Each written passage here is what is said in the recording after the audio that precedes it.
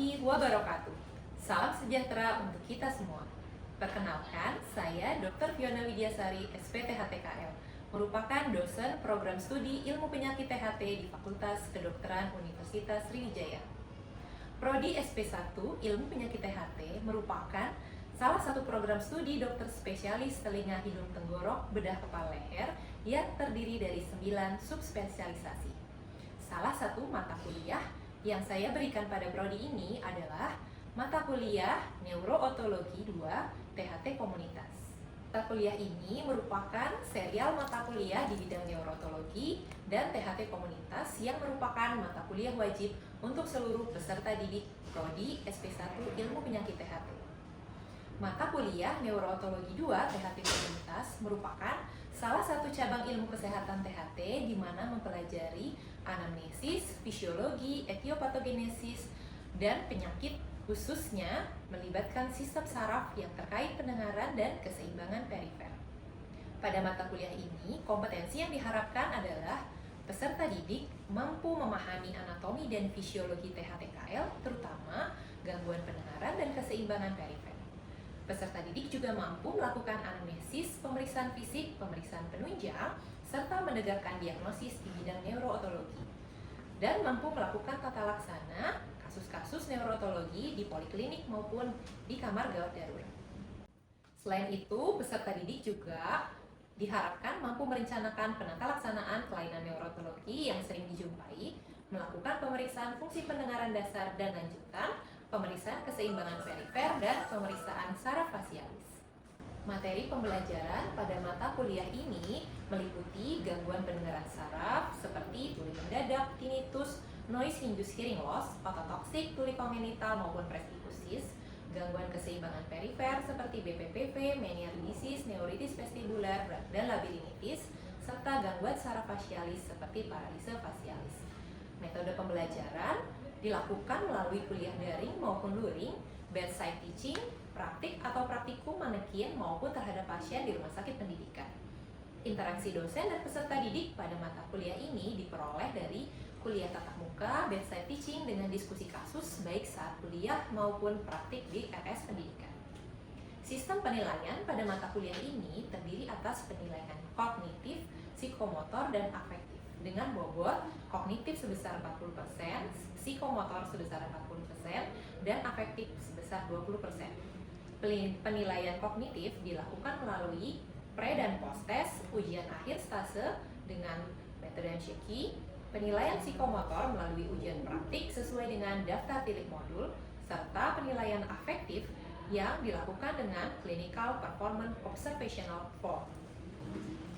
Berikut merupakan video pembelajaran mata kuliah Neurootologi 2 THT Komunitas dengan materi tuli mendadak.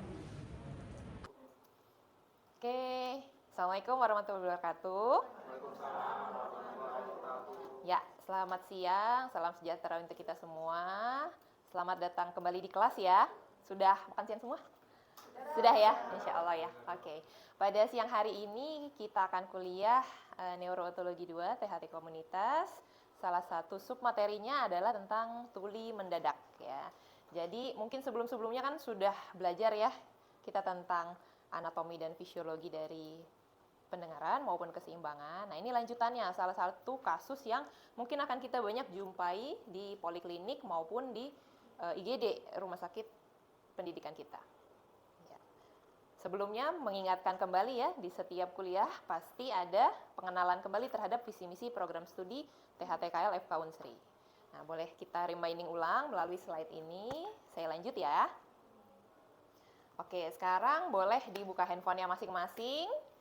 Ini kita lakukan pretest untuk menggali sebenarnya adik-adik peserta didik program studi THTKL apakah sudah pernah terpapar dengan kasus-kasus tuli mendadak sebelumnya ya.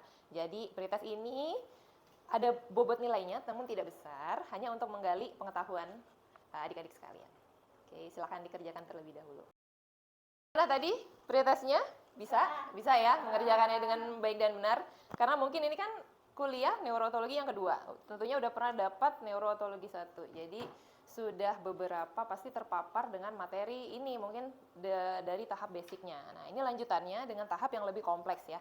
Jadi kita reminding ulang apa sih sebenarnya definisi dari tuli mendadak ini. Jadi tuli mendadak ini punya 3 komponen. Dia harus punya penurunan pendengaran yang dialami pada saraf pendengarannya, di mana harus ada terjadi penurunan apabila kita anamnesis minimal di 3 hari, di mana pada saat kita lakukan pemeriksaan audiometri, dia harus mengalami ketulian minimal di 3 frekuensi yang berdekatan, kuncinya berdekatan ya, berdekatan, di mana setiap masing-masing dari frekuensi tersebut memiliki bobot desibelnya sebesar lebih dari 30 desibel. Nah, jadi ini kata kuncinya pada tuli mendadak. Tulinya harus sifatnya tiba-tiba tentunya ya. Nanti kita evaluasi melalui audiologi, harus didapatkan tuli saraf atau sensori neural, di mana paling sering memang penyebabnya paling banyak idiopatik sekitar 80 hingga 90%, dan biasanya unilateral. Jadi hanya dialami oleh satu telinga saja. Kita lanjutkan ya. Nah, ini merupakan kekerapan atau epidemiologi di seluruh dunia yang kita jumpai. Di Amerika, ini kita lihat ada sekitar 27 kasus per 100.000 penduduk mengalami tuli mendadak. Di Jepang lebih tinggi nih, 60 kasus. Sedangkan di Indonesia sendiri, contohnya di M. Jamil Padang ya, dalam kurun waktu sekitar 2 tahun mereka teliti ada sekitar 37 pasien. Kita bandingkan di tempat kita ini kasusnya justru lebih tinggi nih, ada 52 kasus ya. Jadi sebenarnya tuli mendadak ini sebenarnya cukup banyak, cuman mungkin pendiagnosaan terhadap kasus tuli mendadak ini sering terlambat, terutama dari fasilitas kesehatan yang pertama. Karena kan kita di rumah sakit pendidikan utama ini merupakan fasilitas tingkat kesehatan terakhir, tersier ya. Jadi mungkin kita jumpai mungkin tidak terlalu banyak kasusnya, lebih banyak di daerah yang fasilitas kesehatan pertama yang lebih jalan. Nah, ini kita reminding ulang ya tentang anatomi telinga. Ya, ini sebenarnya sudah kita pelajari mungkin nggak hanya di mata kuliah neurootologi, tapi di mata kuliah otologi yang lebih jelas ya tentang anatomi telinga. Pada prinsipnya pada kasus tuli mendadak yang terjadi adalah kelainannya ada di telinga bagian dalam, di area kokleanya maupun di daerah pusat keseimbangannya, kanalis circularis, utriculus maupun sacculus ya. Kelainannya biasanya dialami saat vaskularisasinya yang bermasalah ke area tersebut ya, sehingga sel-sel rambutnya pun tidak bisa motil untuk menangkap suara dari luar. Ya, ini fisiologi pendengaran. Mungkin adik-adik semua sudah pernah terpapar ya dengan materi ini ya, dimana kalau ada bunyi nanti kita tangkap oleh auricula, kemudian akan diteruskan ke dalam liang telinga, kanalis acousticus externus, dilanjutkan ke membrana timpani, lalu menggetarkan rangkaian tulang pendengaran, dilanjutkan ke tingkat amplifikasi oleh stapes, lanjutkan ke telinga bagian dalam, ke area koklea, hingga nantinya akan diteruskan ke pusat pendengaran ya, di otak. Kita lanjutkan. Nah, ini salah satu penyebabnya sebenarnya banyak ya. Paling sering kita jumpai biasanya idiopatik, sekitar 80 hingga 90%. Pada beberapa kasus seperti kasus-kasus vaskular, pasien dengan hipertensi, pasien-pasien dengan diabetes mellitus, mungkin juga bisa mengalami kasus ini.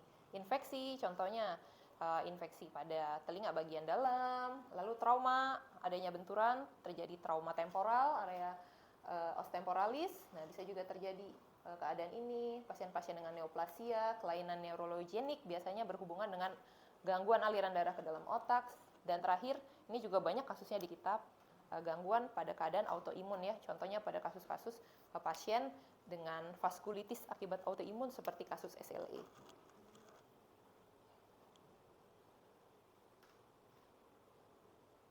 Ya, ini kita lewat aja karena nggak hampir sama. Nah, ini pasti pertanyaan adik-adik semua. Gimana sih cara diagnosisnya? Tentunya kita lakukan anamnesis, pemeriksaan fisik, dan pemeriksaan penunjang. Sama halnya dengan penyakit lain ya. Dari anamnesisnya kita tanya dulu nih, karena tuli mendadak tadi punya onsetnya, ada cirinya ya. Triple 3 tadi, harus ada onset kurang dari 3 hari, walaupun tidak menutup kemungkinan, mungkin nanti yang datang ke kita nggak 3 hari, bisa aja 2 minggu, 3 minggu. Tapi dia kita tanyakan, ada nggak sekitar tulinya menetap dalam waktu 3 hari ya Pak? Nah, kalau sudah dia katakan, ada tulinya menetap dalam waktu 3 hari, saat dia datang sudah keadaannya udah 2 minggu tulinya, tetap kita bisa nangkap bahwa ini suatu keadaan onsetnya yang mendadak ya. Jadi kita tanyakan nih onsetnya bagaimana, lalu terjadinya di satu telinga ataukah di dua telinga, adakah keluhan rasa penuh, fullness ya di telinga, adakah disertai dengan gangguan keseimbangan, vertigo, apakah ada disertai juga nyeri kalau biasanya suaranya nada tinggi, atau nanti pada saat audiometri kita nilai ada gangguan di nada tinggi biasanya atau frekuensi tinggi, biasanya pasiennya akan ngeluhnya nyeri, ada otalgia, adakah nyeri kepala atau keluhan neurologis lain. Nah, perlu juga kita tanyakan untuk menggali faktor risikonya. Ada nggak sih pasiennya ada riwayat trauma kepala, konsumsi obat-obat yang ototoksik, riwayat operasi sebelumnya, riwayat pekerjaan, terutama apakah berhubungan dengan pajanan bising, adanya trauma.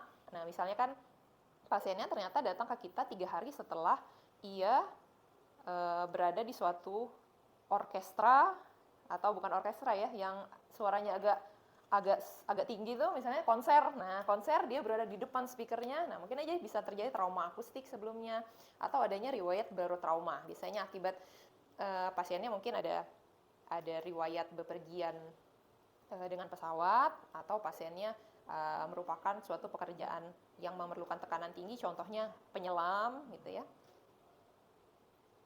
Nah, kalau pemeriksaan fisik, nah ini kuncinya sebenarnya pada kasus tuli mendadak, pemeriksaan fisik pasti kita jumpai normal. Baik dengan otoskopi, otoendoskopi, atau otomikroskopi, kita akan temukan pemeriksaannya fisiknya normal, baik tidak ada masalah. Namun kita akan lihat di pemeriksaan penunjangnya. Nah, pemeriksaan penunjang yang bisa kita lakukan pada kasus dengan tuli mendadak, pemeriksaan dasar seperti tes penala ya. Kalau misalnya di fasilitas, mungkin nanti kita lagi di area lagi survei ke lapangan, nah kita temukan mungkin ada kasus pasien, tapi kita tidak punya pemeriksaan audiologi dasar, boleh kita kerjakan tes yang paling sederhana, tes penala atau tes berbisik. Kalau kita punya fasilitas seperti di rumah sakit pendidikan, kita punya audiometri nada murni. Nah, audiometri nada murni ini sebenarnya salah satu gold standarnya untuk tuli mendadak, jadi harus diperiksakan audiometri nada murni. Nah, pada audiometri nada murni nanti kita akan temukan tuli sensori neural atau tuli saraf yang terjadi di 3 frekuensi berdekatan dengan beratnya lebih dari 30 desibel, betul. Nah, tidak lupa kita harus singkirkan nih, kira-kira dia ada faktor konduksinya ada atau tidak. Kita perlu pemeriksaan lanjutan, timpanometri. Jadi pada kasus tuli mendadak biasanya timpanometrinya tipe A. Jadi tidak ada kelainan pada area telinga bagian tengahnya. Nah, selanjutnya tidak kalah penting kita lakukan pemeriksaan laboratorium. Sebenarnya pemeriksaan laboratorium ini untuk menggali etiologi dari tuli mendadak ini ya. Jadi bukan suatu pemeriksaan definitif untuk mendiagnosis suatu tuli mendadak. Dia hanya pemeriksaan hanya untuk menggali kelainan vaskuler yang mungkin mendasari dari kelainan tuli mendadak ini, supaya treatment yang kita berikan bisa sejalan kan. Kan kita target treatmentnya nggak hanya tuli mendadaknya aja yang kita treatment, tapi juga si faktor penyebabnya. Jadi biasanya kita lakukan pemeriksaan darah lengkap, lakukan pemeriksaan VAL, hemostasis, fungsi kolesterol, lalu kita juga lakukan pemeriksaan gula darah yang apabila memang pasiennya cenderung ada kans untuk terjadinya diabetes mellitus. Nah, ada beberapa pemeriksaan yang kita periksakan, tapi tidak wajib ya kita periksa. Kalau kita punya alatnya cukup lengkap dan kita curigai ini pasiennya, biasanya gini, kondisi kasusnya pasiennya pertama usia tua. Nah, kadang kita nggak yakin dia benar-benar tuli mendadak, iya atau tidak. Terus tulinya tuh di mana? Sebenarnya kalau tuli mendadak kan kelainannya di koklea. Sebenarnya pasien ini kelainannya di koklea apa justru di bagian sentralnya kan, di retrokokleanya. Nah, bisa kita nilai dengan pemeriksaan brain evoked response audiometry. Jadi kayak di rumah sakit pendidikan kita ini ada pemeriksaannya. Jadi kalau kita curiga pada pasien usia tua, boleh kita kerjakan BERA untuk menyingkirkan kelainannya sebenarnya murni di koklea atau di retrokoklea. Ya. Contoh lain, contohnya pasien yang dengan CVD. Boleh nih kita periksakan BERA-nya untuk nilai sebenarnya murni di koklea atau di retrokoklea. Nah, selanjutnya pemeriksaan imaging. Nah, pemeriksaan imaging ini harus hati-hati ya kita mengerjakannya karena merupakan bukan suatu gold standar untuk tuli mendadak. Tapi kalau kita curiga pasiennya ternyata sebenarnya ada gangguan pendengaran nih sebelum si 3 hari tadi ya. Sudah ada, cuman bertambah berat. Apalagi kalau terjadinya unilateral di satu sisi. Audiometrinya ada gangguan saraf pendengaran. Nah, kita masih curiga nih, kalau pasiennya sudah pernah ada riwayat gangguan pendengaran, datang bertambah berat, dan mungkin dalam 1 tahun terakhir bertambah nih pendengarannya. Kemungkinan nggak murni tuli mendadak, bisa aja dia terjadi neuroma akustik gitu ya, atau tumor-tumor di daerah cerebropontin angel yang lain kayak gitu ya. Nah, bisa kita nilai dari pemeriksaan imaging. Ya. Biasanya kita lakukan pemeriksaan MRI atau pemeriksaan CT scanning. Nah, gimana nih mentata laksananya? Nah, mungkin selama ini ada yang punya pengalaman nggak menghadapi pasien-pasien dengan tuli mendadak? Sebelum saya masuk ke tata laksana, ada yang mau cerita mungkin? Biasanya di IGD ya dok pasiennya. Iya. Pelaksananya kalau yang biasa Biasanya gimana? dikasih steroid intravenadol. Hmm. Pertama kita pakai EMOV atau kurang lebih Hmm. juga EMOV ISPA. Terus kita kasih tadi vasodilator karena ada kemungkinan penyebabnya tadi kelainan sirkulasi darah. Hmm. Terus dikasih steroid sistemik. Hmm.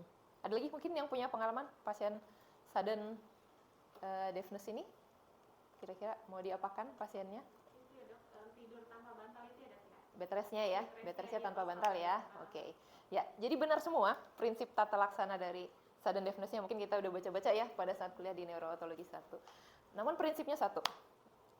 Kelainan ini kejadiannya yang mendadak, anti radang harus masuk duluan. Ya, jadi tata laksana utama tuli mendadak dari sekian protokol tata laksananya, yang paling utama adalah masuknya anti radang ke dalam tubuh pasien. Anti radang steroid ya, steroid sistemik yang kita berikan kepada pasien.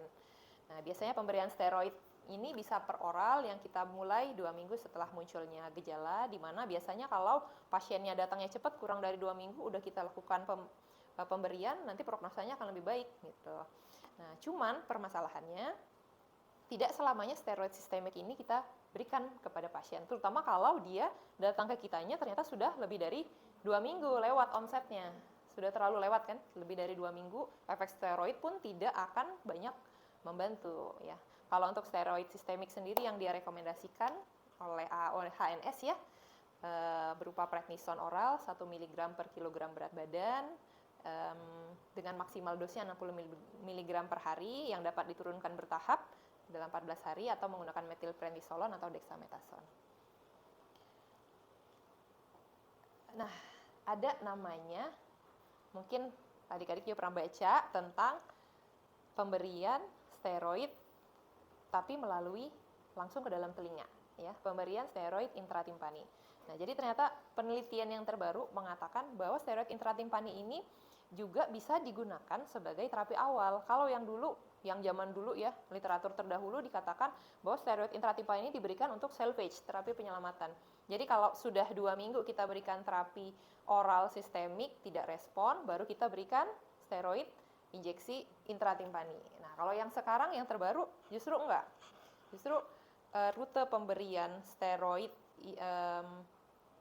yang intratimpani ini cukup bermakna memberikan kesembuhan kepada pasien, namun dengan catatan. Catatan yang pertama, biasanya rute pemberian ini hanya diperuntukkan pada kasus yang mungkin pasiennya kasus tulinya sangat berat dan tidak dapat diberikan obat sistemik dari awal ya. Contohnya pada kasus pasien-pasien imunokompromis seperti diabetes mellitus yang mungkin apabila kita berikan steroid sistemik akan punya efek yang cukup tinggi untuk gula darahnya. Nah, boleh kita pertimbangkan pemberiannya dengan injeksi steroid yang intratimpani. Jadi penggunaannya sekarang cukup sering nih injeksi steroid intratimpani sebagai terapi yang primer. Nah, pada kasus-kasus tersebut boleh kita berikan kasus-kasus tertentu yang dimana injeksi intratimpani justru nanti akan lebih baik outcome-nya dibanding kita berikan yang steroid sistemik. Nah, ini yang mungkin nanti kita akan praktikkan sama-sama ya ke pasien bagaimana melakukan tata laksana dengan injeksi intratimpani. Kalau lihat di gambar di sini, nah kita akan memasukkan siring. Jadi kita gunakan biasanya spuit ya, spuit yang 1 cc ini gede banget. Spuitnya 1 cc dan nalnya biasanya kita gantikan dengan spinal needle nomor 22 sampai sampai 27. Nah, rute pemberian obatnya, kalau di sini kita lihat dosisnya adalah dosisnya dexamethasone ya. Jadi obat yang bisa kita berikan bisa dexamethasone, bisa metilprednisolon, bisa triamcinolone. Paling banyak kita berikan dexamethasone. Kelebihannya apa? Onsetnya cepat. Waktu di dalam intratimpaninya memang tidak selama metilprednisolon, namun absorpsinya ke dalam telinga bagian dalam melalui foramen rotundumnya cukup baik, dan pemberiannya pun nggak terlalu banyak, 0,4 sampai 0,8 cc kita berikan, kita tusukkan ke dalam membrana timpani pasien hingga mencapai si kavum timpaninya. Hati-hati saat kita melakukan penusukan ini, upayakan tidak menyentuh dari promontorium atau dasar dari kavum timpaninya. Karena apabila kita penusukan tentunya akan mengalami cedera, akan terjadi perdarahan, atau kalau salah tusuk nih, terutama kalau pada keadaan pasien-pasien tertentu yang punya foramen rotundum yang Nikkei-nya terbuka, nah hati-hati kita malah nusuk ke organ telinga bagian dalamnya. Jadi cukup hati-hati saat melakukannya. Ada baiknya kita pakai guiding endoskopi atau mikroskopi untuk melakukan ini. Nah, pemberian ini kita ulang dalam waktu 1 minggu, bisa 2 sesi selama 3 sampai 4 minggu. Nah, tadi sebelumnya kan teman-teman udah kasih kabar ya, pilihan terapi yang lain. Nah, ini sebenarnya bisa dijadikan tambahan, bukan suatu main terapi, tapi ini supportive terapi yang bisa menunjang tata laksana untuk tuli mendadak. Contohnya kalau kasusnya memang disertai dengan labirinitis akut, penyebabnya adalah viral, misalnya infeksi virus mumps atau infeksi virus yang lain ya, boleh kita tambahkan antivirus, vasoaktif, vasodilator, terutama pada kasus-kasus pasiennya dengan hipertensi, mungkin kita bisa berikan agen reologik, diuretik, terutama kalau kasusnya memang kita curiga adanya Meniere disease. Terakhir, hiperbarik oksigen terapi, ini jarang kita kerjakan di rumah sakit pendidikan kita karena memang terbatasnya fasilitas. Di Indonesia pun tidak banyak dikerjakan karena memang fasilitas untuk hiperbarik ini biasanya hanya rumah sakit tertentu yang memiliki. Contohnya kalau di Jakarta di Rumah Sakit Angkatan Laut ya yang menyediakan fasilitas hiperbarik oksigen terapi. Biasanya kalau di kita modifikasi oksigenasinya. Ya, oksigenasi menggunakan nasal kanul kita modifikasi. Nah, evaluasinya bagaimana nih? Nah, evaluasinya biasanya setelah sesi pengobatan kita selesai, boleh kita evaluasi dan kita tetap evaluasi pasiennya selama 6 bulan. Ya. Nah, ini cara mengevaluasinya. Jadi kita lakukan pemeriksaan audiometri ulang. Cara mengevaluasinya, boleh ikut aturannya AOHNS. Dia bagi 3 nih, ada pemulihan penuh, ada pemulihan parsial, sama tidak pulih. Ya. Kalau pulih penuh, ini biasanya selisih pendengarannya kurang dari 10 desibel dari telinga yang sehat. Kalau pemulihan fasial, biasanya peningkatan hanya 10 desibel. Kalau tidak ada pemulihan, biasanya kalau kita evaluasi peningkatannya kurang dari 10 desibel. Kalau kurang dari 10 desibel kan di audiometri memang kita anggap sama ya, kita anggap sama sebenarnya, bukan suatu perubahan ya. Jadi makanya dikatakan tidak ada pemulihan. Nah, kalau Sigel dia bagi 4 kelas nih. Kelas 1, kelas 2, kelas 3, kelas 4. Jadi kalau kelas 1 pemulihan lengkap kalau kurang dari 25, kelas 2 25 sampai 45, kelas 3 lebih dari 45, kelas 4 lebih dari 25 dB dengan peningkatan pendengarannya kurang dari 15 dB. Nah, kalau kasus tuli mendadak ini pasti kan pasien akan nanya ke kita nih, kira-kira saya sembuh nggak ya dok? Nah, sebenarnya banyak faktor yang menyebabkan kesembuhannya. Usia, semakin muda usia, semakin cepat penyembuhannya biasanya ya. Derajat ketulian, tentunya kalau derajatnya berat atau sangat berat ya, udah batas alat semua, tentunya penyembuhannya juga akan lebih sulit gitu dibandingkan dengan yang mungkin gangguannya sedang berat atau yang sedang gitu ya. Durasi ketulian juga mempengaruhi. Jadi ternyata kalau kita lakukan treatment setelah treatmentnya di minggu pertama atau pasiennya datang di minggu pertama, ternyata recovery-nya sekitar 87%. Kalau ternyata datang pasiennya di minggu kedua, recovery-nya 52%. Nah, kalau lebih dari 3 bulan, nah ini yang kadang sering datang ke kita ya, di rumah sakit pendidikan utama, biasanya datangnya udah bulanan gitu kan. Nah, ternyata kalau lebih dari 3 bulan, hanya 10% yang bisa kita treatment dengan baik. Penyakit-penyakit penyerta juga dia mempengaruhi. Biasanya pasien-pasien yang dengan DM, hiperlipidemi, hipertensi, prognosanya justru akan lebih buruk dibandingkan dengan orang yang normal. Oke, jadi dari kuliah siang hari ini ya, kita bisa tarik kesimpulan nih. Tuli mendadak ini onsetnya cepat, yang terjadi di mana terjadi gangguan pendengaran saraf kurang dari 72 jam dalam satu atau dua telinga, dan keadaan ini merupakan keadaan gawat darurat yang harus segera kita tata laksana. Ya. Jadi kalau semakin cepat kita tata laksana dari tuli mendadak, tentunya intervensi yang kita berikan akan memberikan outcome yang baik untuk si pasiennya, tidak hanya untuk gejalanya, tapi untuk pendengaran dan juga untuk kualitas hidup si pasiennya. Nah, dari penjelasan kita siang hari ini, kira-kira ada yang mau ditanyakan nggak tentang tuli mendadak? Ada yang mau bertanya mungkin? Ya. Dok, saya singkat dok, izin bertanya kalau pada saat sudden deafness ini dok, kan tadi dokter bilang kan ada tanya ada gejala vertigo atau enggak dok. Nah itu kenapa ditanyakan dok? Apakah itu berpengaruh ke prognosis dok? Jadi seperti apa dok? Boleh tolong dijelaskan dok? Ya.